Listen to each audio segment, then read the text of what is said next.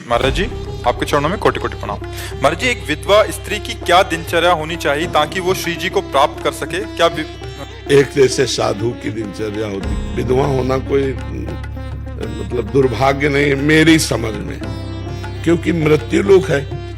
अब जितने दिन के लिए जो साथी आया था वो साथी चला गया, अब हम अपने असली साथी को खोज सकते हैं। मुझे अवसर मिला, जो अविनाशी पति है, जैसे मीरा जी कहती है, मेरा चूड़ला तो अमर है, क्योंकि मेरे तो गिरधर गोपाल दूसरों न कोई, जाके सिर मोर मुकुट मेरो पति सोई।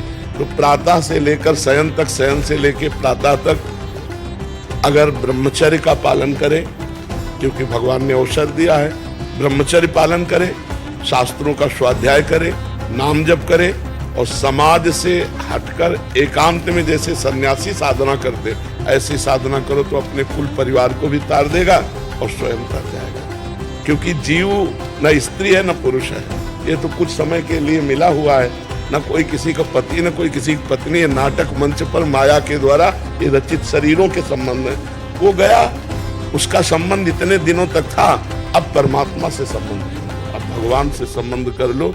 हमें लगता है हर परिस्थिति का सदुपयोग करना चाहिए, दुरुपयोग में। अब ये परिस्थिति, जैसे आप बहुत गंभीर मुद्रा में इस बात को समझना चाहती हैं, तो ये परिस्थिति का सदुपयोग है, पर ये बहुत धैर्यशाली की बात है। नहीं तो कल परसों एक प्रश्न था हमारा, उसमें यही लिखा था कि अब ये अकेलापन सहा नहीं जा रहा, मतलब ऐसा लग रहा है कि दूसरी शादी, नया कोई जीवन साथी चयन कर लें, मतलब वैधव्य हो गया था। और बहुत फिर इसमें कोई हृदय सेट हो पाता नहीं। तो पहली बात होती है कि जो स्वीकार करता है उसकी हे बुद्धि होती है सामने वाले के प्रति, और उसकी दैन्य बुद्धि होती है। वो बहुत मतलब हमें तो लगता है कि अगर सह जाए तो आजीवन ब्रह्मचर्य रहकर भजन करना चाहिए। कितने बच्चे बच्चियां भजन कर रहे हैं जिन्होंने ब्याह ही नहीं किया है, और 18, 16, 15, 25, 24 सब नौजवान हैं, और सब हाथ में माला, कंठी, तिलक, किसी को देखेंगे भी नहीं, किसी को देखेंगे भी नहीं। कोई ऐसा नहीं कि मोबाइल रखती हो या किसी भी तरह का सांसारिक आधुनिक कोई भी आधुनिक सुविधाएं नहीं है, बस वो भगवान के लिए जीवन। तो हमें लगता है कहीं ना कहीं भगवान ने कृपा करी और मुझे अपनी तरफ घसीटने का अवसर दिया, ऐसा हमें सोचना चाहिए। हमें ये नहीं सोचना चाहिए कि हमारा दुर्भाग्य है कि हमारा पति चला गया। अब मैं श्री कृष्ण को रिझाऊंगी और जन्म जन्म उन्हीं, वो अविनाशी हैं, जन्म जन्म उन्हीं की होकर रहूंगी, जो बड़ी बड़ी ऐसी महान भक्ता हुई हमारे देश में जिन्होंने भगवान को दिखा लिया। पर बच के रहे, क्योंकि आकर्षण बहुत बुरा होता है। समाज में रहना है वो आकर्षण है, पर अगर भक्ति शुद्ध है तो कोई परास्त नहीं कर सकता, नहीं तो बहुत कठिन है। क्योंकि अपने मन को बहुत काल तक किसी सीमा में बांधे रखना बहुत कठिन होता है। जैसा इन्होंने प्रश्न किया, जब अकेलापन खाया जाता है, वो अकेलापन अगर दूर करने की बात भगवान से हो गई तो निभ सकता है, अन्यथा भी बहुत कठिन है निभ पाना। वो मन हमारा खुद हमको गिरा देगा। महाराज जी, प्रसंग चल रहा है इसलिए पूछ रहे हैं। महाराज जी, जैसे नवीन अवस्था में अगर वैधव्य आ जाता है महाराज जी, तो क्या ससुराल से माँ बाप के घर में रहना ज्यादा उचित रहेगा? अब ऐसे माँ बाप उदार मिले, भाई उदार मिले तो है, क्योंकि माँ बाप जो बोझा समझते थे वो दोबारा कैसे स्वीकार कर सकते हैं? उनको बोझा ही लगेगा ना। लड़की अगर भाभी है, भैया है, उसे प्यार नहीं देंगे तो माँ बाप तो कुछ दिन के रह गए ना, वो जिंदगी भर टार्चर करें।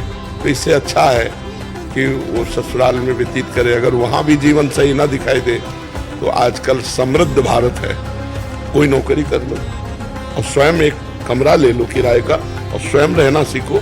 हमारी भारत की लड़कियां तो बॉर्डर पे भी लगी हैं, और अपने धर्म से चलो और अपना जीवन जीने सीखो। जीवन अब वो समय नहीं है कि घर की बातें सहते रहो, और विधवा हो गई तो घर के लोग टॉर्चर कर रहे हैं, कठोर शब्द बोल रहे हैं। नहीं, कोई नौकरी कर लेते हैं, कोई व्यापार कर लेते हैं और अपना जीवन जीते हैं, इस तरह का नहीं। और जो बहुत कम अवस्था में शरीर, जिनका पति का पूरा हो गया, मनो अभी ब्याह किया और शरीर पूरा हो गया, तो सब कोई ब्रह्मचर्य तो नहीं रह सकता। उनसे हम प्रार्थना यही करेंगे कि अपने जीने का रास्ता निकाल लें, क्योंकि व्यभिचार से अच्छा है किसी एक पुरुष का वर्ण करके और धर्म पूर्वक चला जाए। अगर हम ब्रह्मचर्य नहीं रहेंगे तो व्यभिचार करेंगे तो बिल्कुल नरकगामी हो जाएंगे। इससे अच्छा है कि हम किसी एक पुरुष को स्वीकार करके धर्म पूर्वक भगवत आराधना करते हुए फिर चले। और जिनको ये हिम्मत है तो कदापि किसी की तरफ आंख न उठाए और अपने जीवन को जीना सीखे, क्योंकि भगवान ने आपको बल दिया है, कोई बाल बांका नहीं कर सकता।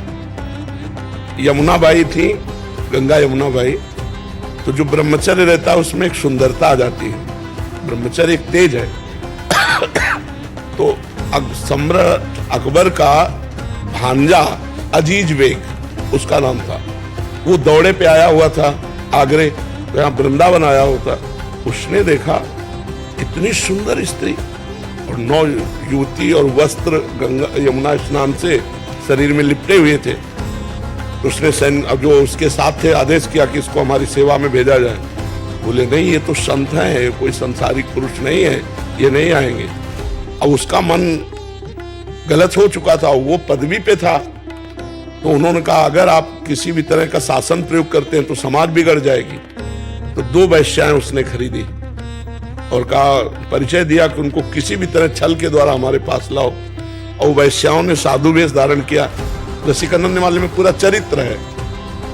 और उनके पास जाने, साधु वेश का तो आदर किया जाता है, मतलब कोई भी कैसा भी हो साधु वेश में आए तो उस वेश का आदर किया जाता है। प्रणाम नमस्कार, बैठी, थोड़ी देर भगवत चर्चा हुई, चली गई। 4-6 दिन रोज आने लगी, फिर एक दिन नहीं आई, फिर दूसरे दिन गई। तो पूछना बनता है ना। बोले सखी आप कल नहीं आई थी? तो उनका हमारे यहाँ बहुत बड़े संत आए हैं, तो उनकी सेवा में बिजी थी, थोड़ी छुट्टी लेकर मैं आपसे मिलने आई हूँ। उनका संत आए? बोले बहुत बड़े संत है, रात दिन भजन में लगे रहते हैं, आप चलेंगे दर्शन करने?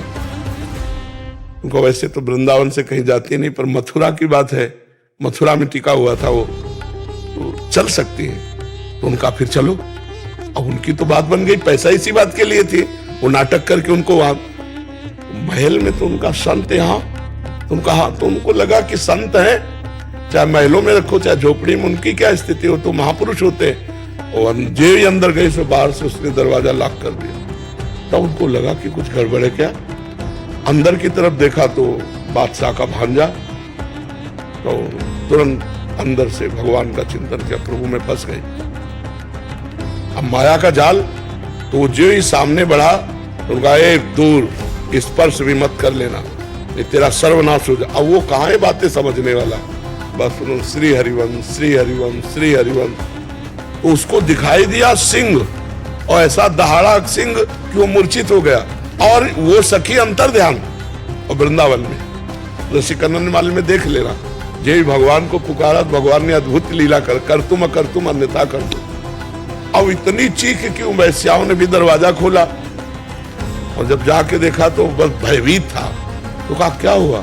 तब सारी घटना तो कहा कह रही थी वो संत हैं।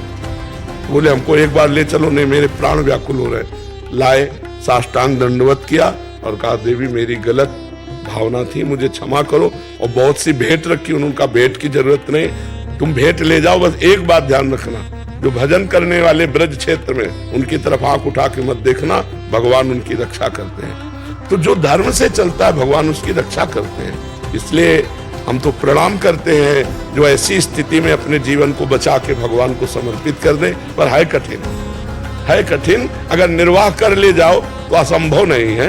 पहले बहुत सी ऐसी माताएं बहनें हो चुकी हैं जो भजन के प्रताप से जीवन को पवित्र रखते हुए भगवान को समर्पित किया। अंशु शर्मा जी, जम्मू कश्मीर से।